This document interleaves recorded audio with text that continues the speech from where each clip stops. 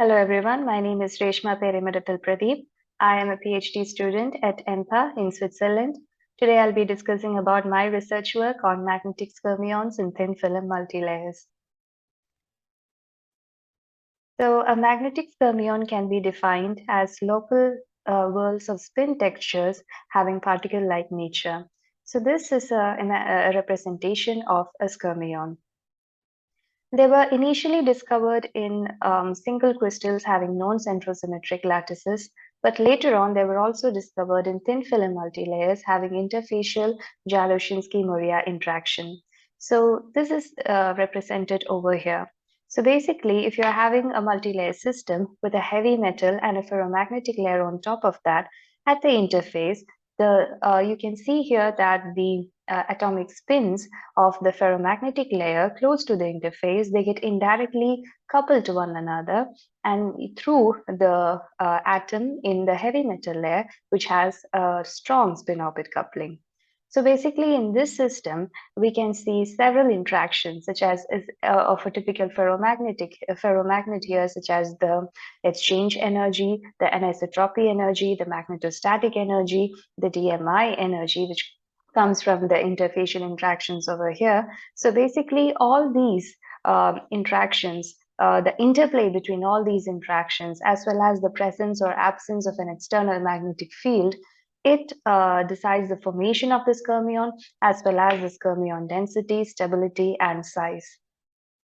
This is an example of skyrmions which are imaged using a magnetic force microscope in our lab.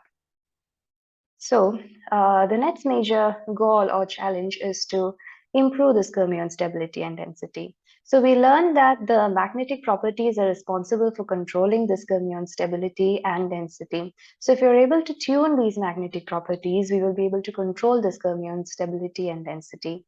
And this can be done by either changing the thickness of a particular layer in the multi-layer system or by changing the material composition of the multi-layer system. And in order to better evaluate this, we can make use of a critical material parameter known as kappa. Here, A is the exchange stiffness, D is the Jalossian-Moria interfacial Jalossian-Moria interaction constant, and K effective is the effective uniaxial anisotropy. So this means it is the sum of all the anisotropy energies in the system. So it includes the shape anisotropy, the conventional crystalline anisotropy, as well as the interfacial anisotropy. So from the critical parameter, material parameter kappa, we can say that for the case of kappa greater than 1, we have skyrmions which are thermodynamically stable. But for kappa less than 1, we have skyrmions that are not stable. Now, such multi-layer systems, they have been well studied, and there are many important results have been published wherein multi-layer systems have been discovered that host skyrmions. So these are few such examples. Well-known examples of iridium, cobalt, platinum, platinum, cobalt, magnesium oxide, platinum, cobalt, tantalum, iridium ion, cobalt, platinum, etc. So, coming to the experimental approaches that have been used in my current work. So first of all, the multi-layer system was grown using a DC magneton sputter deposition system. And here it could reach to a base pressure of 10 to the power minus 9. And the sputtering was done in the presence of argon and gas. And the magnetic properties were extracted by vibrating sample magnetometry measurements, and the magnetic images were imaged using a magnetic force microscope. So this is a home-built instrument, and it's a room temperature magnetic force microscope which operates in vacuum. Also, it uses high quality factor cantilevers of the range of 200,000 quality factor. And this improves the sensitivity of the measurement to a huge degree. And also, it's capable of having applying an out-of-plane external magnetic field up to 300 millitesla. Now, this is a representative images for all of that. Now, coming to my current research project. So I'm working with a multi-layer system, which is shown right here. So this multi-layer system mainly consists of the iridium cobalt platinum, which is repeated 6 times, which results in the DMI interactions and where skyrmion formation takes place. And it also has a capping layer as well as a seed layer. So the capping layer is platinum and the seed layer comprises of tantalum and platinum.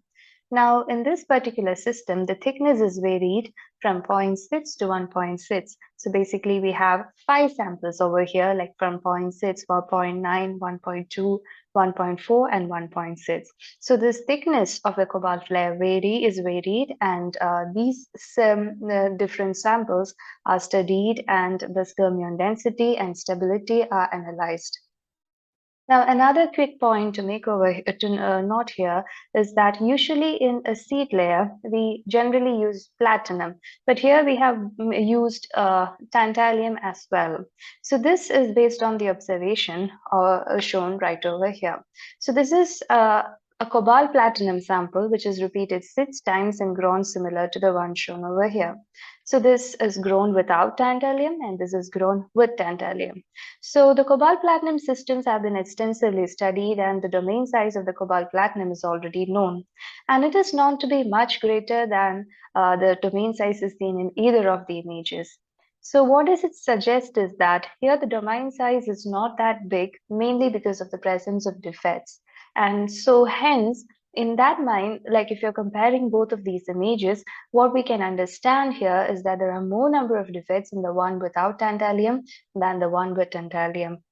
So here the defects are less and the domains are also appearing to be more smoother. So hence we prefer to grow the sample with a tantalum layer in order to reduce the number of defects and to smoothen the growth. Coming forward to the magnetic fold microscopy images. So this slide is to summarize the results that we obtained after growing the samples in different thicknesses and taking their magnetic force microscopy images, initially at zero field and then at varying fields. So in the zero field, it is observed that when you're going from a lower thickness to a higher thickness, the domain size is decreasing. And for each of these samples, they were imaged at increasing magnetic fields until maximum skyrmions were obtained. So the maximum skyrmions were obtained as follows. So for cobalt 0.6, we can see very few skyrmions, and you can see that over here, the number of skyrmion density is going up to, in the case of 1.6 nanometer, we are getting very high density skyrmions. So basically what we understand here, or what we can get as a result over here, is that the skyrmion density is increasing with cobalt thickness. So in order to better understand why the skyrmion density is increasing with cobalt thickness, we calculated the K effective value and the kappa value. So you can see that here the K effective and kappa value were calculated using the VSM measurements, and the kappa value is obtained from this particular equation. Here the D and A values for the time being, they were assumed and taken from literature of similar systems. And you can see from the equation itself that as the K effective value goes down, the kappa value goes up.